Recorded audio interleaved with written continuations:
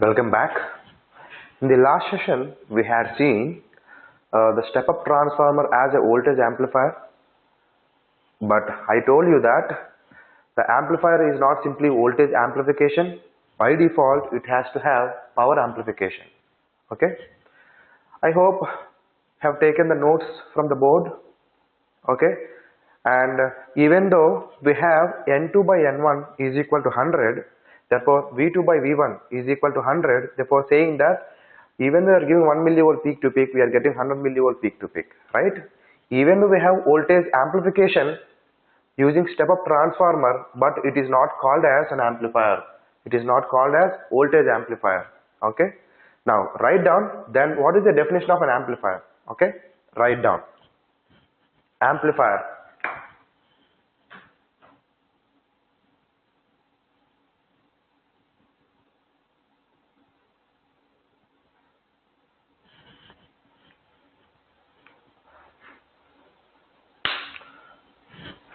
Amplifier is a circuit. Amplifier is a circuit. Amplifier is a circuit which converts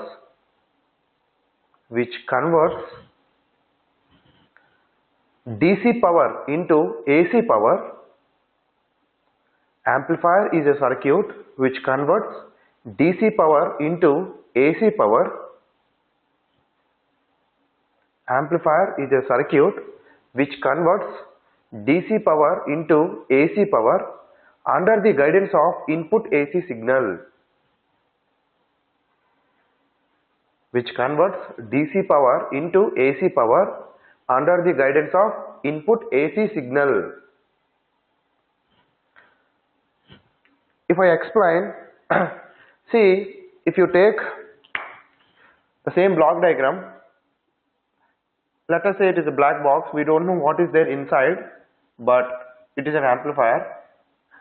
When I say an amplifier, even though we are not representing the power supply in the block diagram, remember power supply is inherent. Therefore, whatever power supply we have, let us say this is what is VCC or VDD, right? And ground is also there, which is not represented. Therefore, if I say for any amplifier, power supply and ground, those are all required because they are providing DC power. Now, whatever signal we want to amplify, let us say I am applying a small signal, right, at the input. Therefore, if you ask me the input signal power, let me take input power Pi. Then definitely after amplification, even though you are looking for voltage like input peak to peak divided by output peak to peak, let us say it is 1 millivolt peak to peak, and your output is also like, let us say this is 100 millivolt peak to peak, even the voltage gain is 100, but if you see when it is driving a load, let us say this is audio amplifier. If this is audio amplifier, whatever signal I am giving here, let us say the mechanical signal, right, then if it is converted into electrical signal, that electrical signal is given to your audio amplifier. Your audio amplifier is amplifying it and then giving it to, let us say, loudspeaker. When that is what is giving it to loudspeaker, and even though you are looking for voltage, but it has to drive the load, then we are expecting some current from your amplifier. Then if you ask me what is your output power, P naught, therefore that is nothing but your output signal voltage and then output signal current. Therefore that is what is P naught is equal to Vrms into Irms, because both are AC signals. Okay, that is fine. This is what your output power. Ultimately, P naught should be greater than or equal to P naught should be greater than Pi, because whatever power you have here, then after amplification, the loudspeaker should be giving more mechanical output. Therefore, more electrical input should be given to loudspeaker. Therefore, P naught should be greater than Pi. If P naught is greater than Pi, conservation of energy or conservation of power. Energy can neither be created nor destroyed. Similarly, power can neither be created nor destroyed. Then if I say my output power should be greater than your input power, then where are you getting extra power? That extra power is coming from your DC power supply. Therefore, this is what is your DC power. Whatever power supply you are connecting to your amplifier and it is going to take some current, from it. Therefore, now if you ask me what is the DC power, the VCC, right? Therefore, the DC power will be converted into AC power under the guidance of input AC signal, because I don't want output to be DC, because I want output to be like similar to your input signal. I want to mimic your input, but output signal power should be greater than input signal power, but the extra power is coming from your DC supply, right? Else, if there is no DC supply, and let us say this is passive network, which is nothing but your transformer. Therefore, now the black box is nothing but your transformer.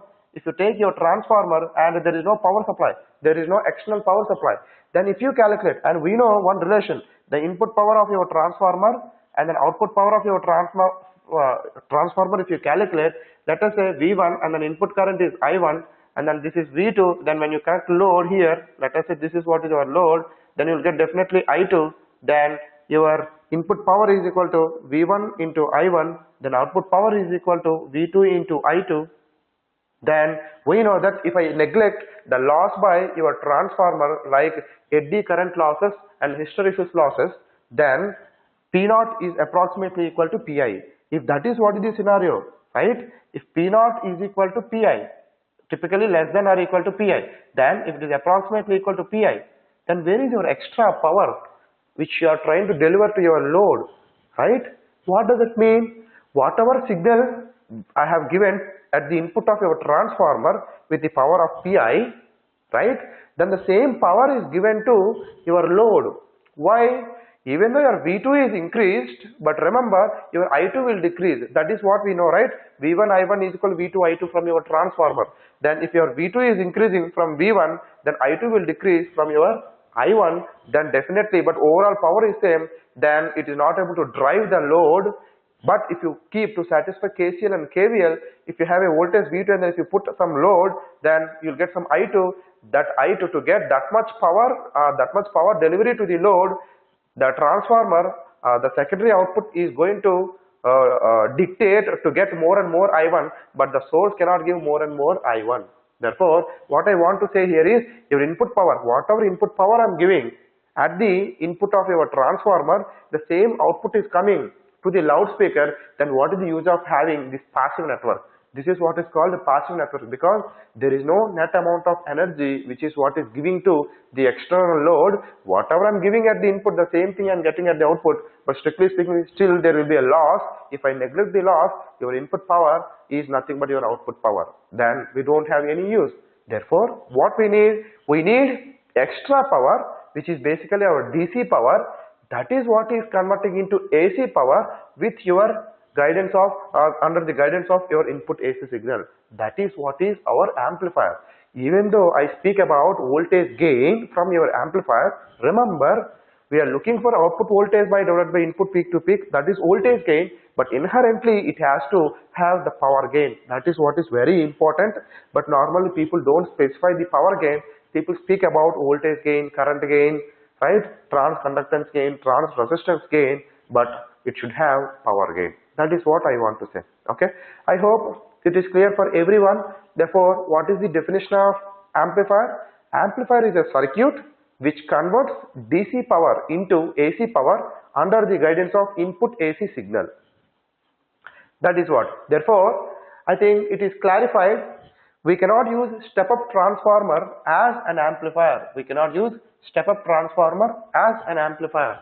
Therefore, the conclusion is we cannot use passive networks to get amplification. We cannot use passive networks for amplification, either using resistor or capacitor or inductor. We know that because they are passive elements, they cannot deliver some net amount of energy to the outside world. Therefore, we cannot get amplification using passive elements. That's why we need active elements. Then, as I told you yesterday in the last class, if you take resistor, inductor, capacitor, which are passive elements, voltage source, current source, which are active elements, because we know that they are delivering some net amount of power to the outside world. But coming back to a BJT, MOSFET or PN junction diode, but let me take BJT, then your BJT device also, it will not deliver any amount of energy to the external world. But remember, due to BJT, we are trying to convert the DC power into your AC power under the guidance of input AC signal. if you think from system perspective, we will not treat VCC ground as inputs. They are inherent supply, right? That input is nothing but actual signal what you want to process, and the signal what you want to give it to load. Therefore, if you speak input to output, therefore your output signal power is more than input signal power. That is because of BJT, which is what is present inside your amplifier, which is what is indirectly delivering some giving extra power to the load with respect to the input signal.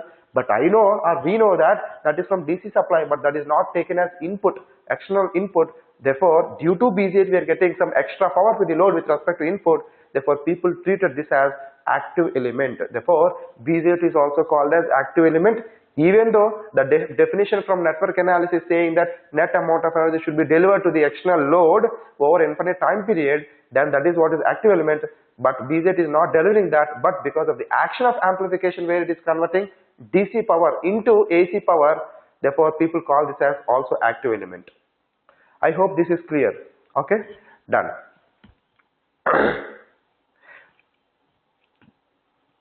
Therefore, we cannot get amplification using passive elements.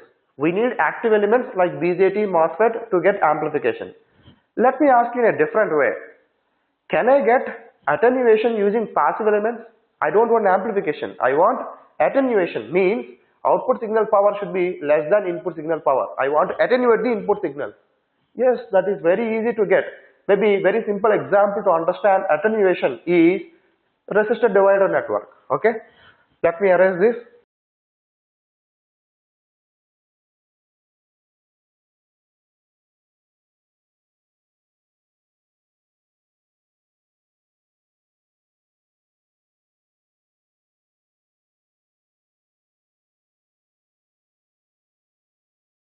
If I want attenuator,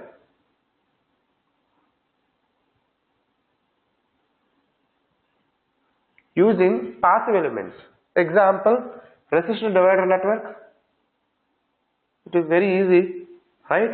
This is R2, R1, let us say this is what is V0 and this is Vi and this is what is your black box, and this is what is doing the action of attenuation, right? Now tell me what is V0 with respect to Vi. Your V0 is nothing but voltage divider network, R2 divided by R1 plus R2 into Vi.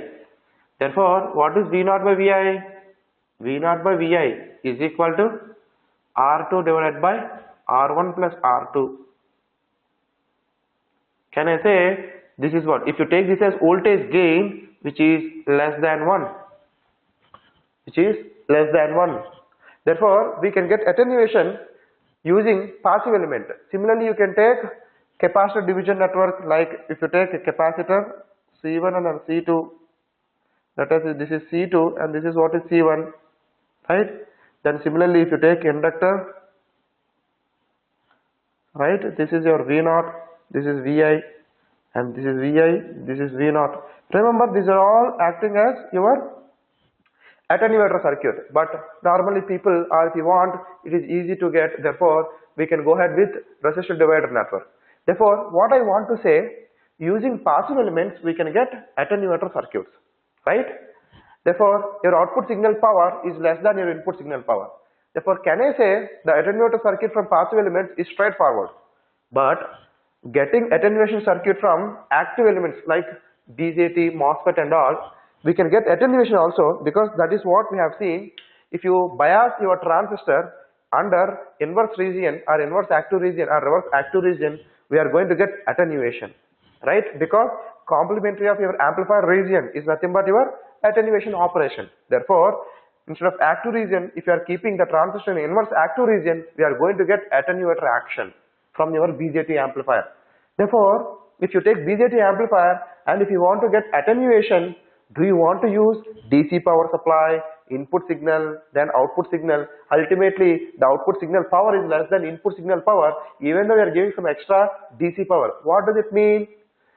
What does it mean? Your input signal power, output signal power. Your output signal power is less than input signal power, and at the same time, you are giving some DC power also to bias your transistor inside, right? And it is like ultimately attenuator. Then tell me, indirectly there is a huge loss by your active network because your output signal power is less than your input signal power, and you are delivering extra DC power also. Therefore, your output power or the loss by your active network is too much. Therefore, unnecessarily we are consuming more power to get attenuation. That is the reason why if you want to get attenuation, straightforward, right, then it's better to go ahead with passive networks. We don't need any active network. That is the reason why nobody uses this configuration to get attenuation. That's why this configuration or this region is not popular because nobody uses. If nobody uses, then definitely it is not popular. But remember, only one circuit where the transistor will be biased into inverse active region or reverse active region, that is nothing but TTL logic gate. If you take TTL logic gate from digital circuits or logic families, then the multi-emitter transistor what we speak like TTL NAND gate, right? Then that transistor in one of the states, it will be in inverse active region or reverse active region. But remember, that is not for amplification or that is not for inverse amplification or attenuation. That is only to change the state from input to output to get the NAND action, etc. But that is what is biased under inverse active region. Anyway, those logic families related to transistors we don't have in our syllabus, but that is the circuit which people use for inverse active region. Fine, except that nobody uses the transistor in inverse active region for attenuation and all. Okay. Now I told that I just left some space here to fill such that that itself will explain why people don't use this attenuator. You know why people don't use this attenuator? Because if you want attenuation, go ahead with passive network. But if you want amplification, I cannot get using passive element. As we discussed, we need active element because DC power is converting into AC power. Therefore, let me call this as costly attenuator. Why this is costly? Then what do you mean by costly? Cost is not only price. We speak with respect to money, right? When I say cost, we speak about money, but it is not money here. Let me tell you. It is costly, right, with respect to power because it will take more power. The loss by your active network when it is configured in attenuation is more, right? Therefore, it is costly with respect to power. It is costly with respect to area. If you take your resistor divider network, we need only 2 resistors. But if you take your BJT amplifier, where BJT, R1, R2, RC, RE, capacitor, etc., we need to have so much of biasing and it is complex, therefore it is bigger and we need more components, therefore obviously it will take more silicon area. Therefore, it is costly with respect to area, it is costly with respect to power, and it is costly with respect to price. If you have more components, obviously more power, and it is costly with respect to understanding. It is difficult to understand. Am I correct? Because it is not so easy to understand BJT action and then biasing circuit until we go through the flow, which we are going to see later in the sessions. But if you take passive network, this is easy to understand. This is simpler circuit, right? Therefore, it is complex to understand. Therefore, I guess everybody understood the meaning of costly here. Costly with respect to power, costly with respect to area, costly with respect to price, costly with respect to understanding. People call it as it is more complex. I hope this is what is clear. Therefore, I think as we go on, the BJT could be configured into switch action like saturation or cutoff, or BJT could be configured into active region, that is for amplification. Therefore, whenever I speak about BJT amplifier, remember that should be in active region, but not necessarily always active region, because if you don't want to get amplification action, if you want to get switch action, then we should configure into saturation and cutoff. We should, in the sense, the biasing circuit and the input signals what you apply to get switch action will define the region of the transistor. Okay, as we go on and while solving the problems, you will understand how to get it and all, right? But the fundamental definitions of the regions, if you see, forward bias, both are on, saturation, both are off, cutoff, forward bias and then reverse bias, inverse active region. I want to tell a point here. We have 3 terminals, emitter, base, collector, right? Now, Let us say this is what is your configuration. I am applying, let us say I want to get active region. If I want to get active region, what I do? Let us say I am just applying the voltage. Therefore, let me apply forward bias voltage because P is connected to positive and N is connected to negative. Therefore, this is, let me call this as VBE. And let us say I am applying VBE greater than or equal to V gamma of your emitter junction. I'll explain what is V gamma of emitter junction and what is V gamma of collector junction, because I already told you from PN junction diode saying that V naught, which is nothing but with respect to voltage, that is V gamma. What is V naught? VT ln Na Nd by Ni square. Typically that is 0.7 volt at room temperature. Okay, those things I'll explain. But now let us say I'm applying the voltage which is greater than or equal to its V gamma. Similarly, let me apply the voltage. Let us say, because I'm trying to configure into saturation region, then we need to apply the voltage such that it will be forward bias. But I want to configure in active region, then let me apply reverse bias voltage. Therefore, let me call this as VCB. Therefore, if you apply the voltage like this, this is in reverse bias. Therefore, your JC is in reverse bias because N is connected to positive and P is connected to negative. Therefore, reverse bias, and JE because N is connected to negative and then P is connected to positive. Therefore, your JE is in forward bias. Therefore, now your transistor is configured under active region. If transistor is configured under active region, right, this is what is the scenario. Therefore, now what I want to say here is, let us say due to some reason when you are trying to connect the BJT, right, on breadboard, you are giving like emitter junction forward bias, collector junction reverse bias, and you are trying to observe the characteristics, input characteristics, then output characteristics like input voltage VBE, input current IE, and then output voltage VCB, output current IC. Therefore, you want to see input characteristics and then you want to see output characteristics. Therefore, it is configured under active region. Fine, you are going to get characteristics. Then you will find that you are going to get some alpha and you are going to get some beta and you are going to get some equation and saying that maybe that is what is useful to get amplification. I'll explain why we get amplification because of active region. But due to some reason, if collector and emitter are interchanged, due to some reason, if collector and emitter terminals are interchanged, instead of collector, emitter and collector, then what does it mean? If both are interchanged, we are expecting what? We are expecting to get amplification. Yes, and we know that if you configure an active region, you will get amplification. Therefore, you will get amplifier action. You will get amplification. Okay, but due to some reason, if you interchange emitter to collector and collector to emitter, this is your emitter, this is base, and this is collector, this is N plus, P minus, and N. If you connect, let us say, right, interchange. When I say both are interchanged, then, but the voltage, what are you have? Let us say, I'll rub it later, but what are you have here? Let us say we are configuring under forward bias. Therefore, now this is what your VBE and this is what you are saying VCB. I am applying such that, therefore this is in forward bias, therefore this is in forward bias, and now this is in reverse bias, therefore active region, right? Now if you interchange the terminals, instead of emitter to collector, now let us say this is what is becoming collector and this is what is becoming emitter, then tell me, now your collector junction is in forward bias, therefore now your collector junction is in forward bias and your emitter junction is in reverse bias. Then what is this region? Emitter junction is in reverse bias, collector junction is in forward bias. Therefore, this is nothing but inverse active region. Inverse active region. Therefore, when I say inverse active region, what is the action? You will get attenuation. Instead of getting amplification, you will get attenuation.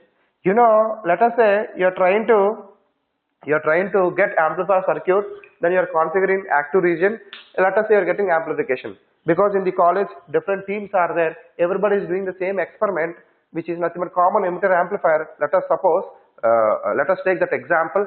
Then everybody is doing, like, let us say there are 10 batches. One batch is getting gain 100, another batch is getting gain approximately 100, but third batch is getting gain less than 1.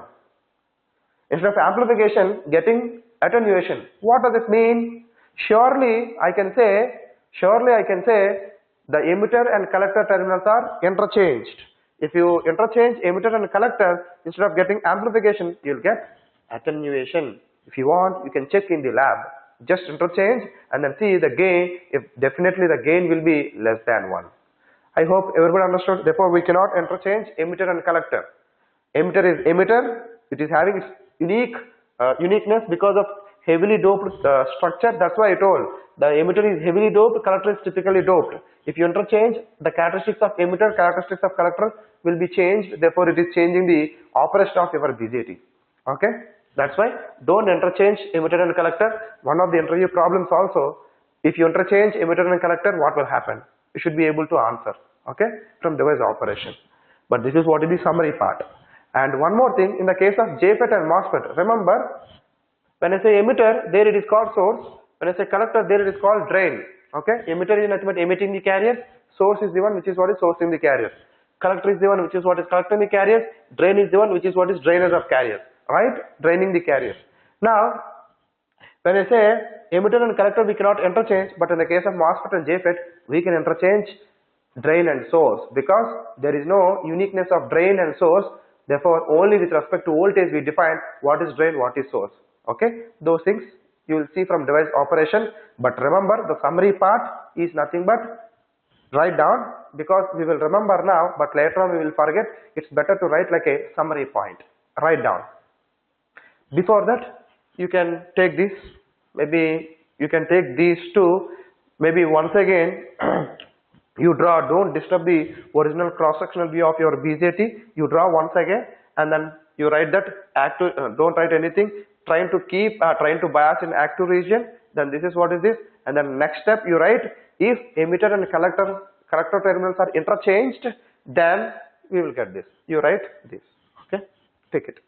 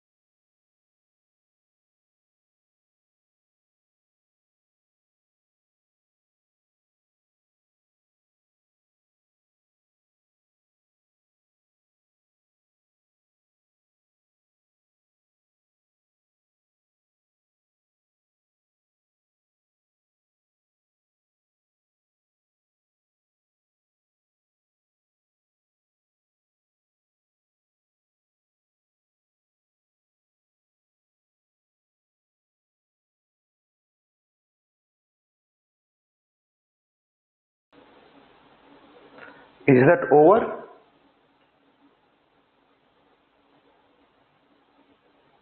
See, this is very important. Interchanging collector and emitter. We should not interchange collector and emitter. Intentionally, if you want to interchange, that is fine. But assuming emitter is emitter and collector is collector, but if you see swapping, then it is not intentional.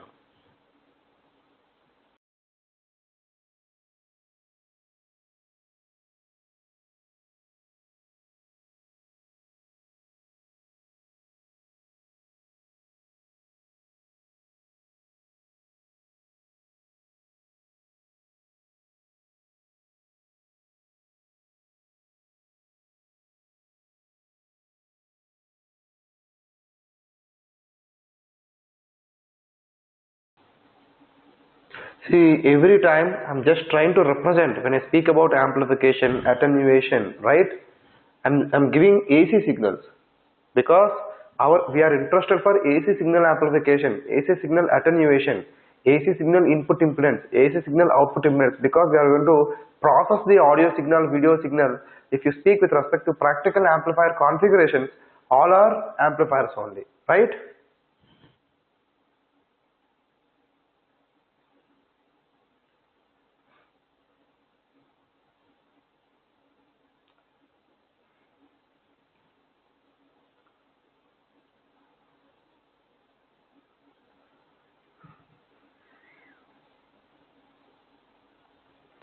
For this, what is the heading? We have to write like, if we interchange emitter and collector. If we interchange emitter and collector, answer is you will get inverse active region, finally attenuation.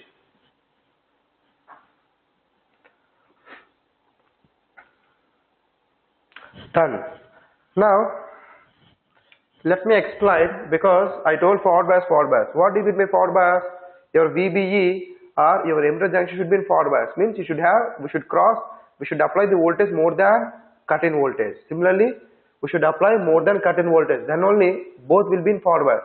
But remember, both are not having same cut-in voltage. Don't assume that always the cut-in voltage is 0.7.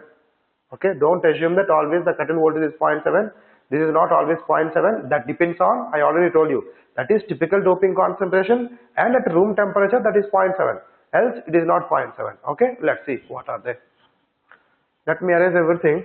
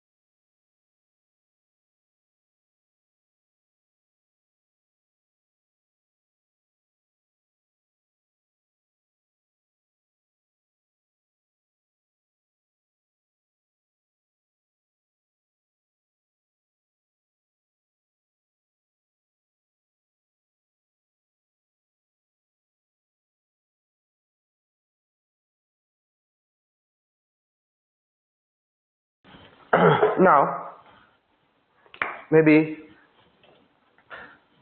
kind of revision. If you take PN junction diode, this is P and this is N, right? And I told that this is doping. This is having doping concentration Na, and this is having doping concentration Nd. Because P type will have majority carriers holes due to acceptor impurity atoms, and in N type majority carriers are electrons due to donor impurity atoms. Then I already told you we will have depletion region. Therefore we have depletion region here, right? Then you'll have the voltage, which is nothing but contact potential. Therefore indirectly that itself is barrier with respect to applied voltage. The minimum voltage to be applied such that we can overcome the barrier. Therefore majority carriers cross the barrier, and then you see the loop current under forward bias. That's what I told. Therefore if you ask me what is this V0, the V0 is nothing but Vt ln Na into Nd divided by Ni square, which I told you before, but I didn't derive this. That derivation you will get it from device operation. Therefore, V0 is equal to Vt ln Na Nd by Ni square. Vt is volt equivalent of temperature, which depends on temperature. Ni square, that is also depending on temperature. Therefore, if you take silicon material, right, default until unless I specify, remember that always I am speaking about silicon, right? Then Ni square, Ni is equal to 1.5 into 10 to the power of 10 per centimeter cube at room temperature. Then only this is nothing but your Na into Nd, that is what is defining. And I told that this is nothing but for typical doping concentration, this is what is 0.7 volt at room temperature at T is equal to 300 Kelvin and typical doping concentration. Taking that, therefore we have, that is one PN junction cut-in voltage or contact potential. Similarly, if you ask me the cut-in voltage V gamma of emitter junction Je is equal to Vt into Ln the doping concentration. Let me take the doping concentration of emitter, let me take it as Ne, and doping concentration of base, let me take it as Nb, and then doping concentration of collector, let me take it as Nc. Therefore, ultimately your V gamma or V0 is nothing but product of doping concentrations of P and N type material by Ni square. Therefore, what is V gamma of Je, Vt, Ln, then what is this Ne into Nb divided by Ni square. Then if you ask with respect to typical PN junction diode, because it is not P plus N plus, it is P and then N. If you take typical PN junction diode, what is P means what it may be Ne into Nb, right? Here your N is heavily doped than typical and then base is lightly doped than typical. Typical 0.7, but one is heavily doped, other is lightly doped. Therefore, more than typical, less than typical. Overall, it is coming almost to typical. Therefore, if you ask me, this is 0.7 only because this is more and this is less. Overall, the product is coming to typical concentration PN junction. Therefore, this is 0.7 only for a typical BJT. Now, if you ask me, what is V gamma of collector junction? That is nothing but Vt Ln product of doping concentrations, right? What is that? That is nothing but Nc into Nb divided by Ni square. Now, if you ask me from typical 0.7, but one of them N is typical but P is lightly doped. Therefore, overall the product is less than typical. Therefore, less than typical. Therefore, if you calculate the real value of typical BJT, you can take approximately 0.6. Therefore, don't think that always will have 0.7 as cut-in voltage. The minimum voltage to be applied across emitter base junction such that you see forward bias current. Similarly, the minimum voltage to be applied across collector to base junction is nothing but 0.6 only, right? Therefore, remember these 2 points are important to derive the saturation region or active region. I hope this is clear.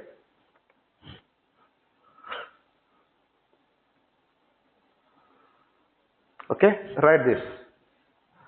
Then I'll explain the regions or the BJT regions with respect to voltage. Before I gave you a summary: forward bias, reverse bias, forward bias, reverse bias, forward bias, right? Now, what is that forward bias voltage?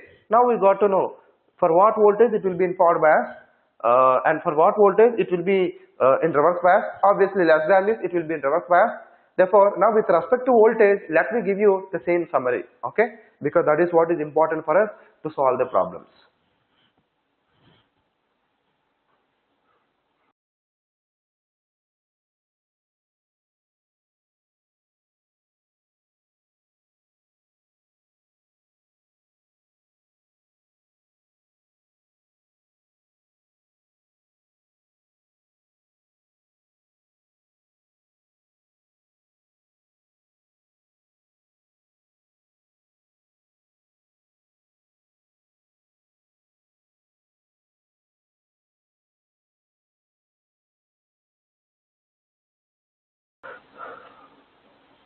You draw the cross-sectional view of BJT once again and try to represent.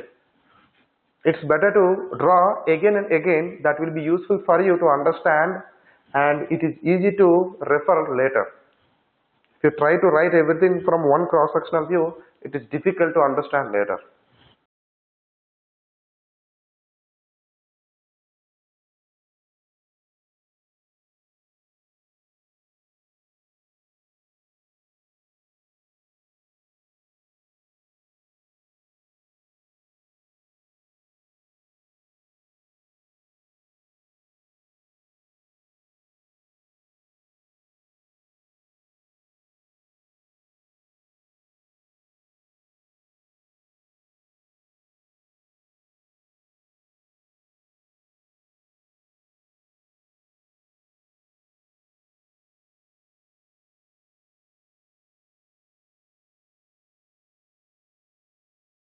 Okay.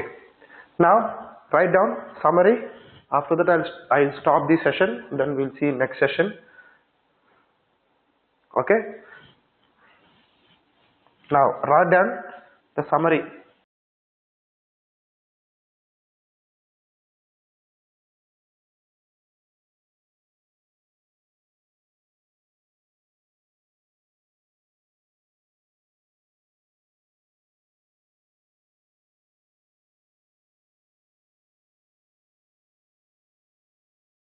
I'm speaking with respect to the transistor. This is what is reference for me. The symbol of the transistor is this. This is collector, emitter, and this is base. Okay, and we have two types of transistors, NPN and PNP. Now I'm taking the reference with respect to NPN. Therefore this is N, this is P, this is N. Therefore we have a PN junction over here. This is nothing but an emitter base junction, or we call it as emitter junction, because for both the junctions base is common. And now this is another PN junction diode. Therefore this is what is our collector junction. Okay, therefore now when I say, but normally if you speak directly with respect to VBE voltage, VBC voltage, that is fine. But let us say if you are configuring the transistor in common emitter configuration, always input is at base, output is at collector. Then emitter could be at ground. If emitter is at ground, right, then we are applying the input voltage, therefore VBE. Then we are taking output voltage VCE. There is nothing called VCB. Yes, we can find VCB from VBE and then VCE, but if you deal with amplifier configuration, which is common emitter configuration, always input is VBE, then output is VCE. Then with respect to VBE, VCE only, we should define the region of the transistor, right? In turn, basically forward bias, reverse bias, forward bias, reverse bias, those things should be satisfied. But what is the voltage with respect to VBE and then VCE? That is what I am trying to give, because default people always try to consider common emitter configuration. Reason I will explain, or we will see in the next sessions, coming sessions, from BJT amplifiers. Okay. Now with respect to that, now if you ask me, this is what is our VBE, this is what is our VBE, and this is what is VCE. Okay, I'm just taking like a floating transistor, but it is not under floating transistor. This is configured in a circuit, but in a given circuit we are taking out, means we are looking only the transistor voltages. Okay, therefore it's not that floating, therefore we are applying VBE with external battery, we are applying VCE with external battery. Yeah, that is also fine, but typically we will not apply, because that is biased inside the circuit, because we want practical application like amplifier and all. Therefore we will not apply directly input and then output with the DC voltage, because we need to provide those things using biasing circuit. Then we need to apply the signal whatever we want to amplify. Therefore in that case, the circuit, from the circuit, what is VBE of transistor, what is VC of transistor, which we are trying to find. Based on that we are trying to see what is the region of the transistor. Okay, fine. Now number one, when VBE is less than 0.7, and VBE is less than 0.7. Obviously when VBE is less than 0.7, then your emitter junction is in reverse bias. Okay, then can I say JE, your JE will be in reverse bias? Your JE is in reverse bias. If JE is in reverse bias, remember, we will see the current equations. When this is in reverse bias, right, then there is no current. If there is no current, then we will see that your IC also will be 0. I am speaking with respect to circuit perspective, not isolated transistor perspective, right? Circuit perspective in the sense, let us say this is your RTL inverter or common emitter amplifier. The same circuit can be used for RTL configuration, which is an inverter. The same circuit can be used for your amplifier also. I am speaking like, let us say this is what your output and this is what your input, right?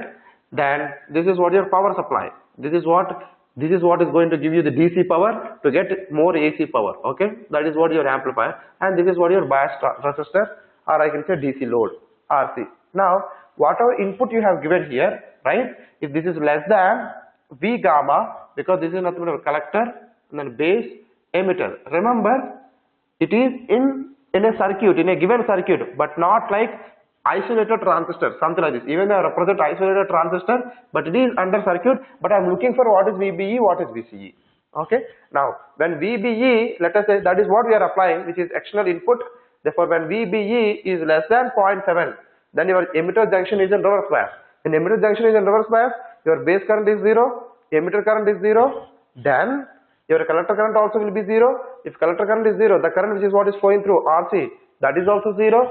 Then the voltage VCC, let us say this is what is 10 volts, then if collector is also, the current is also 0, because this is what your collector current, the current which is what is entering into collector is nothing but collector current, then your current is equal to 0, then the drop across RC is equal to 0, then the VCC, your output will become, therefore your output will become entirely 10 volts.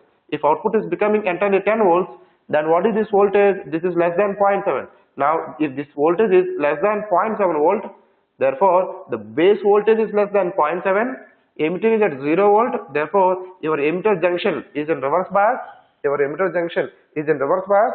Now, what about collector to base junction? Because base is less than 0.7, but collector is at 10 volts. Therefore, if you take this PN junction diode, this is what your PN junction diode, your N is connected to 10, P is connected to less than 0.7. Then definitely this is also in reverse bias, right? Therefore, I am speaking with respect to circuit configuration. Therefore, it will be in reverse bias. Your transistor, normally people call this as transistor Q. Therefore, your transistor is in cutoff state because both are in reverse bias condition. Now, number 2, if both are in reverse bias condition, I can give you equivalent representation of your transistor. Therefore, what is equivalent representation? Collector, emitter, base. The equivalent representation of the transistor is nothing but open circuit. You can take open circuit. See, let me tell you a point here. We are trying to get, if the transistor is in cutoff state, right, then this is nothing but open circuit. But strictly speaking, even though PN junction diode is under reverse bias, there is something called reverse saturation current. Therefore, if you take exact model, it is not absolutely open circuit. It will have some leakage path, or it will have some very high resistance, because due to reverse saturation current, due to minority carriers of PN junction diode under reverse bias, therefore you will represent that. But I am taking, as I told you, if you take diode, we have approximation 1, approximation 2, approximation 3. Similarly, this is nothing but approximation 1, approximation 2. If you go on like level 1, level 2, level 3, as the level is increasing, the accuracy will increase. But I can neglect the reverse saturation current. It will not give you that much off from the accurate results. Even you take it as open circuit, the results won't change much. Okay, that is fine. Therefore, this is what is level 1 or ideal model. Okay, I'm just only for cutoff state, I'm just representing open circuit. I'm not taking it. Maybe if you want, you can say this is what is ideal model. Ideally, when I say off, but practically that is nothing but represented with very high resistance value in the order of, you can say, let us say mega ohm. If it is in the order of mega ohm, it is also like infinity only, but this is what is practical model. This is what is practical model. Okay, that is fine. Now, case 2, the VBE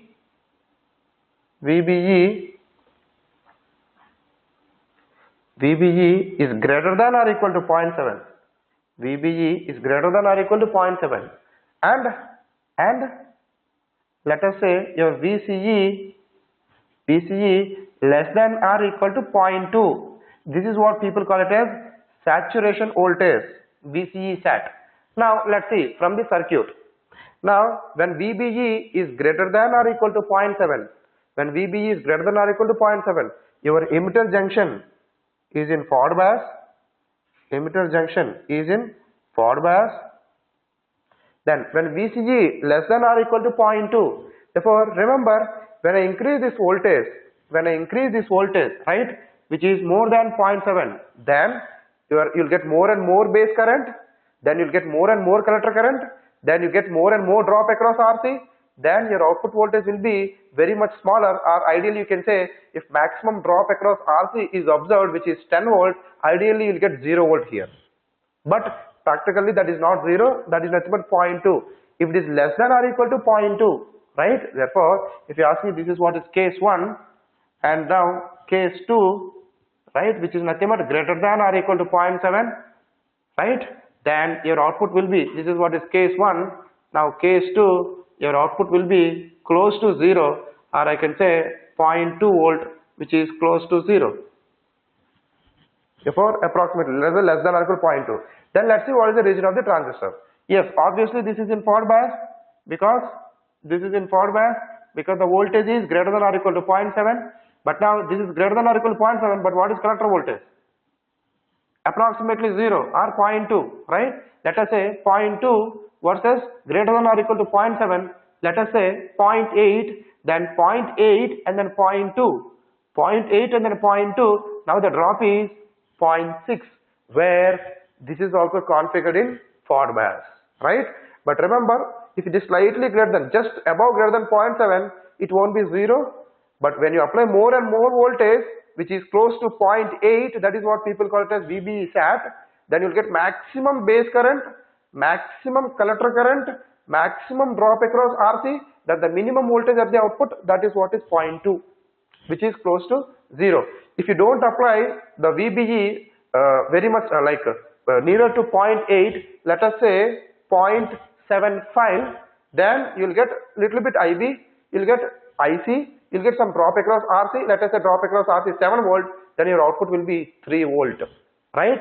I don't want 3 volt, I want the output to be less than or equal to 0.2, therefore we should apply VBE maximum. VBE max is nothing but should be greater than or equal to 0.7, which is 0.8. When I say this is what is 0.8, let us say 0.8, then you'll get approximately 0.2. If this is what is the scenario, that is what we are calculating. 0.8 and now this is 0.2, you will get 0.6. Then we know that the collector junction cut-in voltage is 0.6. Yes, then this is also in, then collector junction is also in forward bias. If this is in forward bias, then both are in forward bias, then this is what is called as your transistor is said to be in saturation region. When the transistor is said to be in saturation region, I can give you the equivalent representation of your transistor. What is the equivalent representation of the transistor? The equivalent representation of the transistor between collector to emitter is nothing but, you can take it as, ideally you can take it as 0 between collector and emitter, because both are on and it is having short path, means it is following short, right? But strictly speaking, according to this, it is having VCE which is 0.2. Therefore, this is what is ideal model. Now, if you ask me practical model, practically it will have some on resistance. That is what people call it as on resistance, or on, that will be in the order of tens of ohm. Then, this is what is a practical model. If you consider practical model, right, you will have voltage in the order of 0.2. Here the voltage is 0. That is what I told. Therefore, here the voltage is 0, but here the voltage will be like 0.2, less than or equal to 0.2. This is what. Therefore, if you take ideal model, short circuit with on resistance 0, and if you take ideal model of cutoff, open circuit. Let's continue the third one, which is nothing but active region, right, in the next session. Okay, thank you.